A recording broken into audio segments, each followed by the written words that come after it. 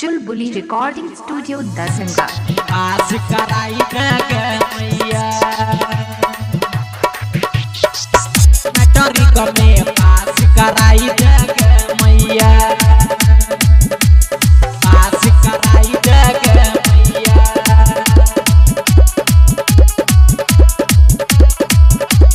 पास कराई गे मैया जोरे जोरे चुनरी दरभंगा से मंगे बहू के मैया गे मैया तोरा हम चढ़े बहू के मैया गे मैया ओई साल मैट्रिक में पास कराई दे गे मैया गे मैया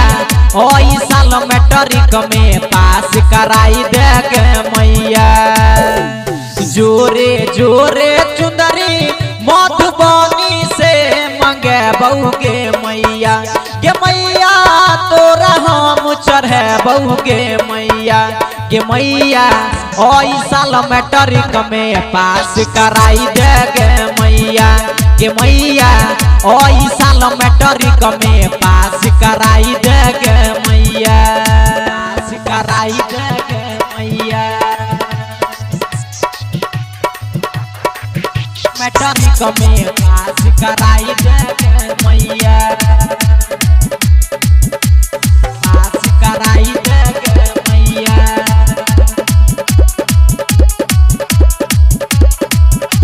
पास कराई दे मैया जोरे जोरे नारियल फूल नर्सरी से मंगे बहू के मैया गे मैया तोरा हम चढ़े बहू के मैया गे मैया ओई साल मैट्रिक में पास कराई दे गे मैया गे मैया ओई साल मैट्रिक में पास कराई दे गे मैया जोरे जोरे कलश जिला खगड़िया से मंगे बहू के मैया गे मैया तोरा हम चढ़े बहू के मैया गे मैया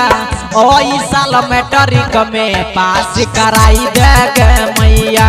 गे मैया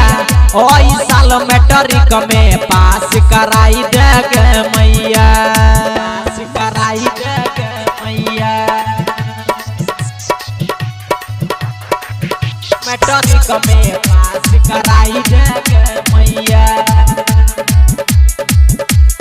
पास कराई दे गे मैया